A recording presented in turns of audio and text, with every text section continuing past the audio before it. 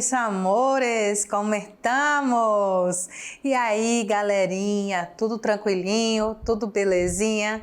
Eu espero que vocês estejam aproveitando as nossas aulas, estejam aí caminhando nesse caminho para o Enem, nesse caminho para o futuro de vocês, que vocês estejam conseguindo compreender e entender também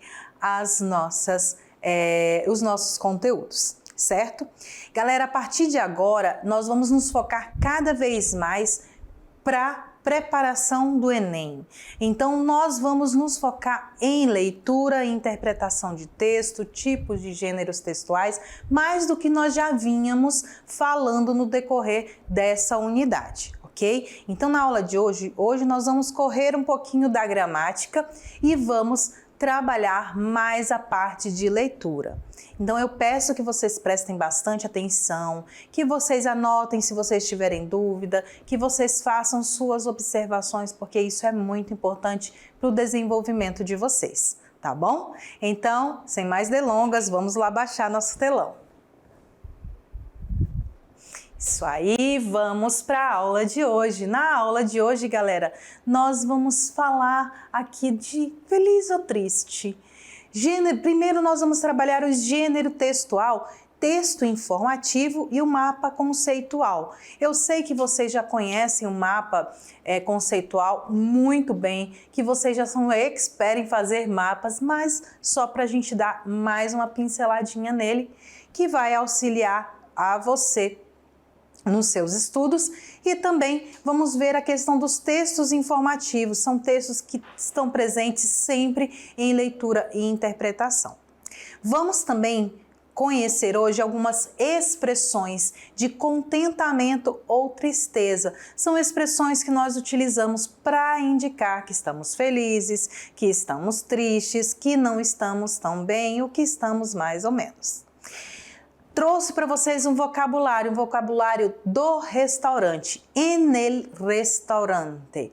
O que tem dentro de um restaurante? Como é que eu vou pedir uma comida? Como é que eu vou pedir o cardápio? Como é que eu vou pedir a conta? Como é que eu vou... Enfim, como você se resolveria, se sairia dentro de um restaurante. Então vocês a partir de agora não terão mais tanto problema se forem para um país falante de língua espanhola para pedir alguma coisa para comer em um restaurante. O livro que vamos ver vai ser La Tregua e o país El Salvador. Então, sem mais delongas, simbora para nossa aula. Gênero textual, texto informativo. Então vamos começar aqui, galera, com o texto informativo. É um texto em que o escritor ele vai expor brevemente um tema, um fato ou uma circunstância para o leitor. É onde ele vai informar algo para o leitor, sempre da forma mais clara possível. Trata-se de uma produção textual, como eu falei, clara, né? Objetiva, normalmente em prosa, com linguagem clara e direta.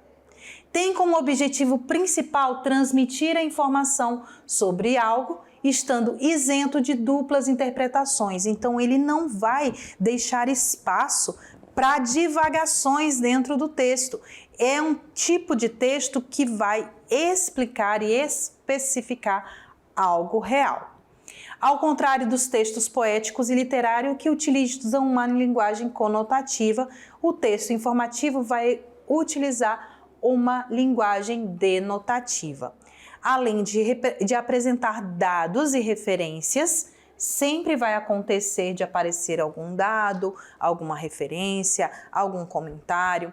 Não há interferência de subjetividade, ou seja, o texto é isento de sentimentos, sensações, apreciações do autor ou opiniões. É um tipo de texto muito simples. É um tipo de texto muito claro que tem simplesmente a função de informar, de passar uma mensagem. E essa mensagem ela tem que ser passada clara e diretamente. O autor do texto, ele não vai expor a sua opinião, ele não vai colocar nada que vai indicar sentimentos ou sensações, ele simplesmente vai informar acerca do conteúdo que ele precisa falar. Quais são as características desse tipo de texto? As principais características são: o autor dos textos informativos é um transmissor, ele serve apenas para transmitir, galera, o que se preocupa em relatar informações de maneira mais objetiva e verossímil, ou seja, o mais próximo da verdade possível. O escritor está encarregado de transmitir a informação para os receptores, leitores, de maneira objetiva e alheia a ele, ou seja, sem expor a sua própria opinião. Ele é escrito em prosa, o texto informativo apresenta dados que o tornam mais credíveis. Normalmente os textos informativos eles vão indicar, entre aspas, provas, né, de que o que ele está falando é verdade. Sua estrutura, tal como os outros gêneros textuais, ele é constituído com introdução, que é uma tese, um momento da exposição da informação necessária para informar o tema que será explorado pelo emissor, um desenvolvimento, que é a antítese, parte fundamental que contém as informações completas sobre o tema, desde dados mais relevantes, todos os dados que se pode reunir para a apresentação do tema, e a conclusão, que é uma nova tese, e o encerramento do texto com uma exposição da ideia central. Esse tipo de texto, essa estrutura, ela pode muito ser vista em entrevistas, como se diz, matérias jornalísticas, matérias que podem estar dentro de uma revista, dentro de um jornal, dentro de uma rede social, onde vai contar algo acerca de alguma coisa. Eu trouxe para vocês aqui de 2023, do mês 9, do El Diario Montañés, de um arquivo pessoal que eu tenho de jornais da Espanha, onde diz: o Felipe VI pede. Felipe VI pide promover o conhecimento, capacidade e compromisso das universidades espanholas. Então, o rei Felipe, ele está pedindo para que seja promovido o conhecimento, a capacidade e o compromisso das universidades espanholas. Então, vem toda uma informação acerca desse pedido do rei. O que está acontecendo? Aí, bem aqui no início, vem quase que um resumo, né? O monarca faz um guia, um pedido para a Universidade de Cantabria, ao usar seu lema como base para a abertura do curso acadêmico nacional. O rei Felipe, ele vai pedir que a universidade ela abra portas para esse conhecimento, que ela cresça cada vez mais. E assim, não sei se vocês sabem, a Espanha ela é monarquia, né? Então quem manda é o rei. Então o que o rei pede deve ser feito. Aqui também tem uma fala dele, onde ele fala: celebramos este hito, los 50 anos de la UC, com entusiasmo e gratidão, homenageando, estou lendo aqui, galera, homenageando a quienes hoy le dan vida a los que lo hicieron en el pasado. Então, ele está celebrando ali os 50 anos desta universidade e ele vai falar, né, que a Universidade de Cantabria, que é a UC, e ele fala que a gente deve comemorar com entusiasmo e gratidão, homenageando a quem hoje dá vida à educação e também àqueles que já fizeram parte de toda a história da universidade. Então, se você vê um texto, uma entrevista, uma reportagem falando acerca de algo ou de alguma coisa, ele é um texto informativo.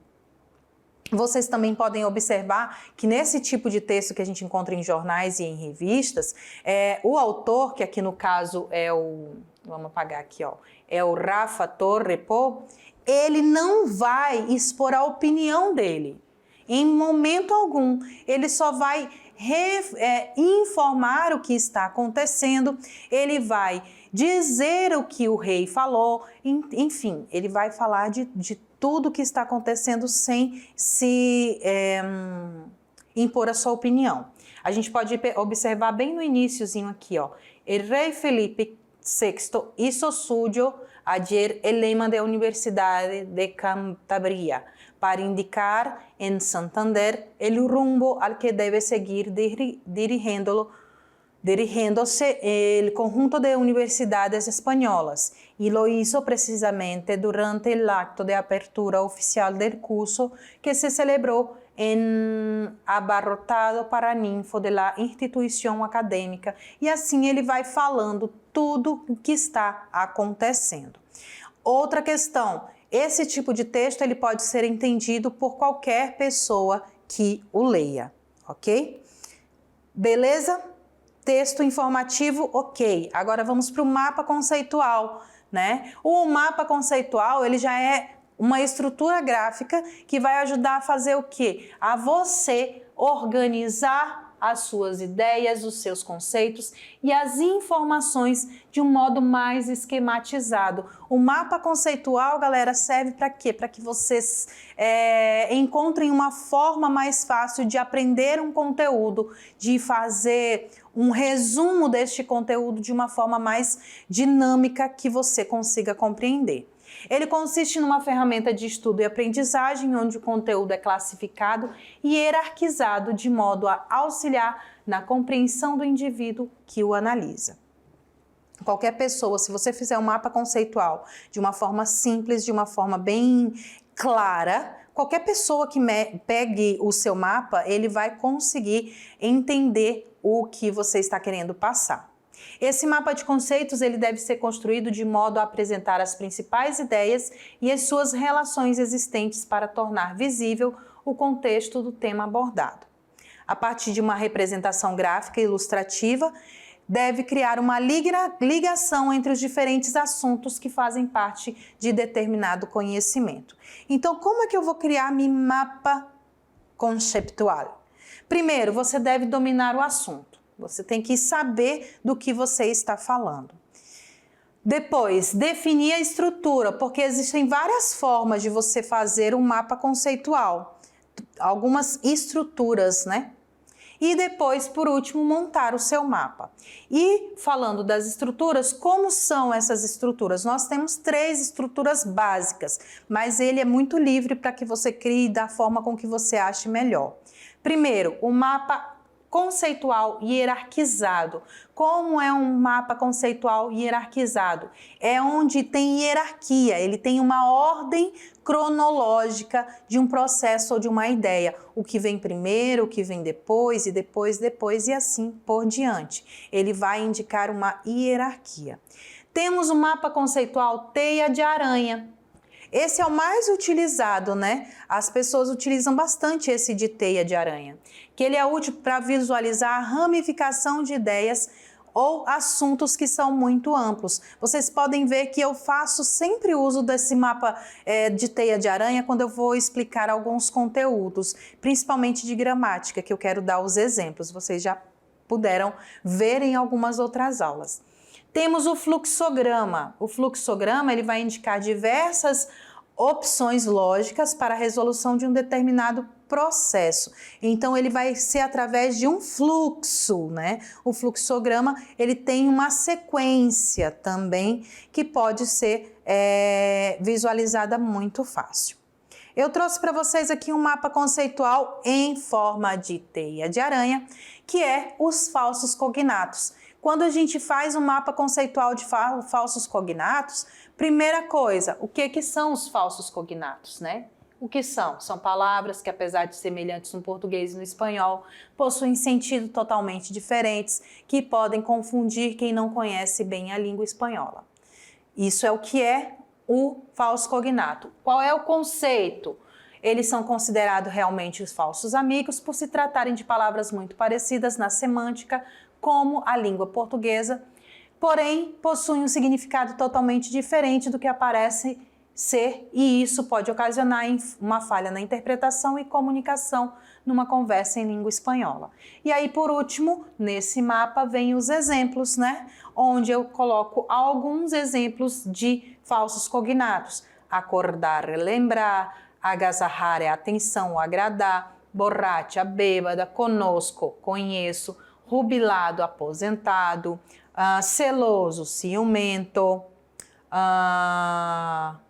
assistir, frequentar, enojo, raiva, película é filme e assim por diante. Você vai poder utilizar um mapa conceitual da melhor forma que você compreender, que você achar mais conveniente para o seu estudo. E aí você já pode até utilizar esse mapa aqui que eu trouxe para vocês de falsos cognatos para que você possa lembrar como são os falsos cognatos, ok?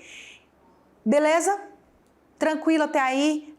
A questão dos gêneros textuais, eu acho que está tudo beleza, né? E aí a gente vai seguir agora para expressões de contentamento e tristeza. No nosso dia, galera, nós somos agraciados, né, com diversos sentimentos. Ninguém acorda feliz e passa feliz o dia inteiro. É muito raro isso acontecer. Existem momentos no seu dia em que muitas coisas vão mudar, em que você vai ficar chateado, ou que você vai ficar bravo, ou que você vai ficar muito feliz, ou que você vai se sentir muito cansado, e assim vai passando o seu dia dentro dele com várias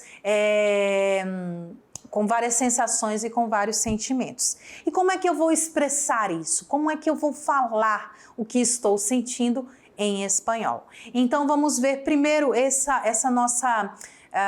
nosso desenho aqui, que ele é muito bacana. Vamos dar um zoom nele para a gente ver melhor. Isso, a gente tem aqui, olha só, las emociones y los estados de ánimo.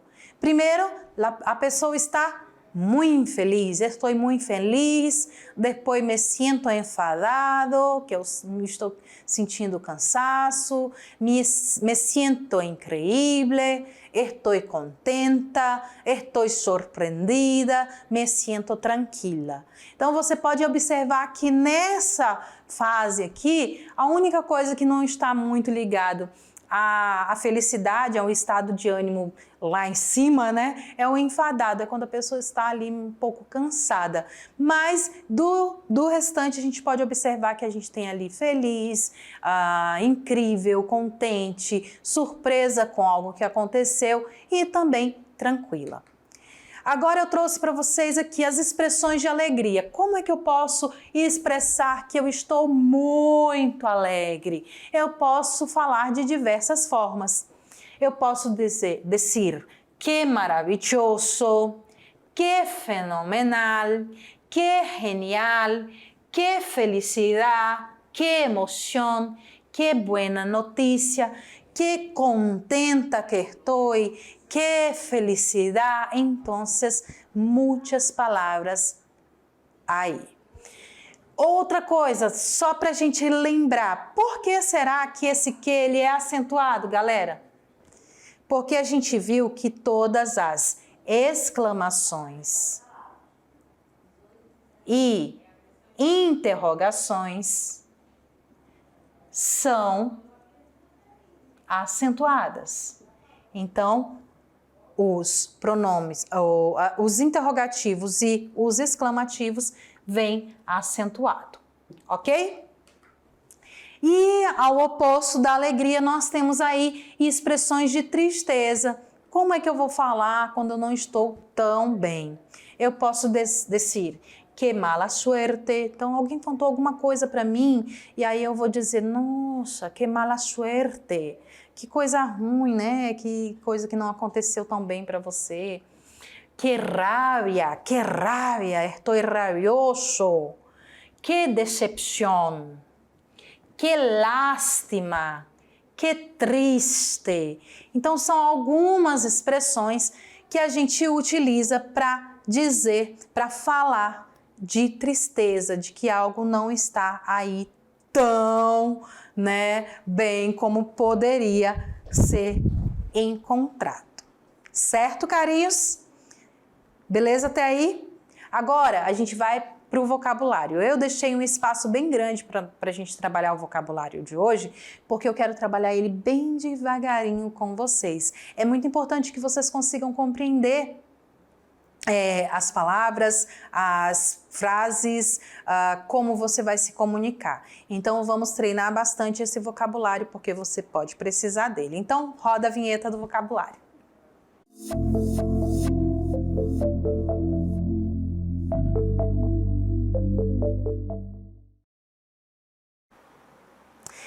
Muitas vezes, quando você vai em um país estrangeiro, você vai passar por situações, às vezes até constrangedoras, principalmente se o país for um país latino, onde nós brasileiros já temos aí a certeza que falamos espanhol, né? A gente já chega lá no país, não, eu sei falar espanhol, espanhol é parecido com português, tudo que eu vou falar é igual, ele vai entender. Será, galera, que eles vão entender? Será que você vai conseguir se comunicar? Será que quando você chegar em um restaurante você vai conseguir realmente pedir o que você quer comer? Será que isso vai acontecer realmente? Para que vocês não tenham mais esse problema é ótimo, eis aqui uma solução. Vamos trabalhar o vocabulário para restaurante, en el restaurante. Se você não pode chegar num restaurante e pedir uma xícara de café em espanhol, eles não vão saber o que é uma xícara. Por que será? Vocês já viram como é que se fala xícara em espanhol? Como é que se fala xícara? Vocês lembram? Taça. Eu quero uma taça de café. Eu vou pedir uma taça de vinho. Não é uma taça, é uma copa de vinho. Viram a diferença? Então, muitas coisas podem acontecer e para que vocês não se sintam envergonhados, que vocês não passem por constrangimentos, a Prof veio ajudá-los. Então, vamos dar uma olhadinha nesse vocabulário com um zoom na tela que fica melhor. Isso. Como é que se fala primeiro restaurante? El restaurante. Lembrando sempre, galera, que o R ele sempre vai ser vibrante. Restaurante. Garçom, você não vai falar garçom. Garçom, a gente também já viu essa palavra, tanto quando falamos de falsos cognatos, como na última aula que falamos dos profissionais, que não é garçom, é camarero ou moço. Moço, pode venir acá? Ou então, camarero. E aí, o garçom vai até você. Menu ou cardápio? É la carta. Pode dar-me la carta, por favor? La carta. O menu ali é o cardápio do restaurante. Ou ainda você pode falar menu. Um aperitivo ou uma entrada. Como é que eu vou falar? Como é que eu vou pedir um aperitivo? Aperitivo. Aperitivo. Mas também pode ser tapas, que são aquelas coisinhas simplesinhas, que são os aperitivozinhos. Você só quer tomar ali uma bebidinha com um tira-gosto, entre aspas, né? Um tira-gosto, são as tapas. Como é que eu vou pedir o primeiro prato? Primeiro prato. Segundo prato. Prato principal. Isso aqui a gente está falando daqueles restaurantes chiques, né? Que você chega e você quer ali o cardápio completo com todas essas coisas para comer. Como é que eu peço uma sobremesa? Sobremesa é postre. Eu quero el postre. Dame un postre. Café da manhã, você pode pedir tanto em um restaurante também como num hotel, né? Eu quero el desayuno. Desayuno. Desayuno é o café da manhã. Desayuno. Almoço, almuerzo. Almuerzo, com o R, tá? Almuerzo.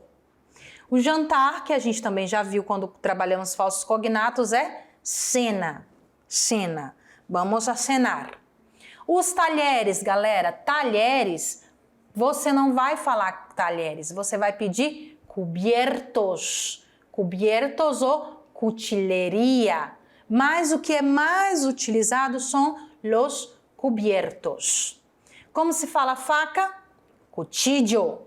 Cuchillo, faca. Colher, cuchara. Cuchara. Garfo, tenedor, tenedor. Guardanapo é la servilleta, servilleta. Conta, eu quero pedir a conta, la cuenta. Vou pagar no cartão, vou pagar com la tarjeta, tarjeta. Cartão é tarjeta. Com dinheiro, efectivo. Vou pagar com efetivo. Também posso falar com dinheiro, mas quando você vai fazer um pagamento em um restaurante, eles utilizam mais efetivo. Vou dar uma gorjeta para o garçom. Como se fala gorjeta? Propina. La propina é uma gorjeta. Troco, eu quero troco. El cambio. El cambio. Puede quedarse con el cambio. Você pode ficar com o troco. Puede quedarse con el cambio. Eu quero fazer o pedido. Eu vou hacer el pedido. El pedido. Certo? Então eu trouxe para vocês algumas frases que se utiliza bastante. Então vamos lá nas frases. Necessito uma mesa para dois, por favor. E aí a gente pode também parar só em porfa, tá? Necesito una mesa para dos, necesito una mesa para cuatro, necesito una mesa grande para mi familia, necesito una mesa para 16 personas. Então, você vai acrescentar a quantidade de pessoas que você precisa de cadeiras para sua mesa. Quanto cuesta por persona? Quanto cuesta por persona? Então, se você vai ali em um restaurante que vai vender, que ele vende por pessoa, né? Que seria ali um self-service, por exemplo, ou em um rodízio. Então, quanto cuesta por persona? Quanto custa por pessoa? Quanto que cada um paga? Que incluye? Que include também é para, nesse caso, de locais que você vai comer e vai pagar uma taxa apenas para poder comer, então você pode também perguntar o que inclui nessa taxa que eu estou pagando, ok? Que incluye? Me recomiendas algo? Me recomiendas algo? Essa parte é bem interessante. Às vezes você fica meio perdido de não entender o que tá se falando lá na carta, no cardápio. Você não entende direito o que é cada prato. Então você pode pedir para el mozo ou el camarero ajudar-te. Você pode pedir para que eles te ajudem. Me recomiendas algo? Pede para que ele fale o que ele recomenda. Ou ainda, me gustaría probar el plato del chef. Todos os restaurantes, eles têm um prato assim, que é o prato carro-chefe, que é o prato que o chefe deles, o cozinheiro principal, é a especialidade dele. Normalmente é o prato mais caro, tá? Só assim para falar para vocês. Mas enfim, me gustaría probar el plato del chef. Então, também já acaba ali com toda aquela confusão de você descobrir o que você vai pedir. Se você é um adepto dos vinhos, né? E aí está num restaurante chique, você pode dizer: necessito la carta de vinos, por favor. Eu gostaria do cardápio de vinhos. Não seria o meu caso.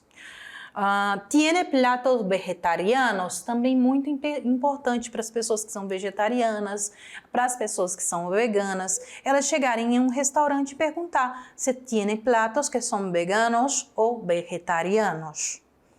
Não como carne, aí complementa, eu não como carne. Ou sou alérgico ao camarão.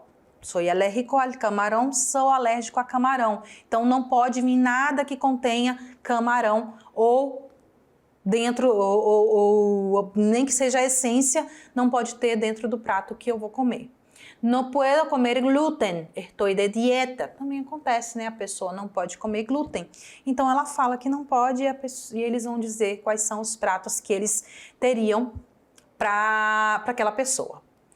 Que ingredientes tiene en el prato principal? Quais são os ingredientes que tem no prato principal? Que sabores de helado tiene? Então, quando você vai pedir o seu postre, que é a sua sobremesa, e aí você quer sorvete, helado. Então, que sabores de helado tiene? ¿Nos puedes traer la cuenta, por favor? Você pode nos trazer a conta, por favor? Me voy a pagar com a tarjeta de crédito. Eu vou pagar com o cartão de crédito. ¿Tienes cambio? Você tem troco? Esta é a propina para el camarero. Esta é a gorjeta para o garçom. Certo, mis amores? Tranquilos? Muito bem, né? É uma parte muito bacana. Eu gosto muito de trabalhar vocabulário e vocês já viram isso, né? E se você tem alguma frase diferente, se você conhece algo diferente que possa contribuir também, pode deixar um recadinho para a prof, tá? Agora vamos falar de livro, né? Eu trouxe para vocês o livro La Trégua, do Mário Benedetti. La Trégua é uma novela do escritor uruguaio Mário Benedetti, que nasceu em 1920 e faleceu em 2009. Esse livro ele vai narrar a vida de Martim Santomé, que é um homem viúvo e muito próximo da sua aposentadoria, que ele se apaixona perdidamente pela sua colega de trabalho. Então ele trabalha em um escritório, né? O Martim trabalha em um escritório, ele já é viúvo, sozinho, solteiro, ele está próximo da sua aposentadoria e de repente tem uma nova colega de trabalho e ele se apaixona perdidamente por ela.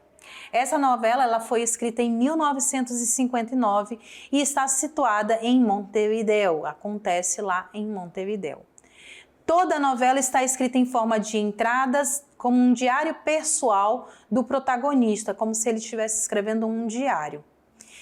Nesse diário ele vai retratar um período da sua vida como um empregado viúvo, próximo de ficar viúvo, e o aparecimento e o desenvolvimento da relação amorosa com Avellaneda, que é a sua colega de trabalho. É um livro assim muito bacana, por se tratar de uma novela, é um tipo de leitura onde você não consegue parar porque você quer ver o próximo capítulo, você quer ver o que vai acontecer depois e aí ele vai te envolvendo porque é uma história de romance com os proibidos da vida, com todas as questões dos preconceitos que vão envolver por conta da idade dos dois. E aí eu já vou parar por aqui de falar desse livro, porque senão eu não vou parar, né? E vou acabar contando o livro todo para vocês. Beleza? E aí vamos agora falar de Honduras, galera. Vamos lá dar um outro zoom para a gente ver o que eu trouxe de Honduras. A capital de Honduras é San Salvador. El Salvador possuía, no ano de 2015, o equivalente a 6,3 milhões de pessoas e a mesma população da cidade do Rio de Janeiro. Então, São Salvador, ele tinha a população ali caracterizada pela mesma quantidade de pessoas do Rio de Janeiro. De todos os países... Aqui eu estou falando de El Salvador. Galera, não é Honduras, tá? É El Salvador. Opa, vamos mudar aqui, né? Ei, professora. El Salvador. É que eu esqueci de mudar aqui o título, né? A gente pode ver que até a bandeira é El Salvador. República de El Salvador em la América Central. Então, a capital de El Salvador é San Salvador. A população do país inteiro correspondia em 2015 com a população do Rio de Janeiro. Ou seja, quase que o país todo cabe dentro de um estado do nosso país. De todos os países da América Central, ele é o único que possui um litoral apenas no Pacífico. Em termos de área, é um dos maiores países da América. A maior parte da população é constituída por mestiços descendentes dos ameríndios com europeus. Durante 17 anos, El Salvador fez parte dos Estados Unidos da América Central, assim como hoje em dia Porto Rico faz. El Salvador é dividido em 14 departamentos, o que é equivalente a estados, né? 14 estados. Sendo o mais populoso São Salvador, onde fica a capital. As 5 maiores cidades são San Salvador, Santana, Soyapango, San Miguel de la Frontera e Santa Tecla. A moeda que eles usam é o dólar americano, que foi adotada em substituição ao antigo colón salvadorenho. Um dos principais ingredientes da cozinha salvadorenha, assim como todos os outros países latinos, é o milho. Entre os alimentos mais presentes da mesa estão as tortilhas, los tamales, las pupusas, las riguas, as yucas fritas e o buñuelo com mel. É assim uma comida riquíssima também que tem em El Salvador. Essa aqui é a referência bibliográfica da nossa aula de hoje. Eu espero que vocês tenham curtido. Um grande beijo e nos vemos em la próxima classe.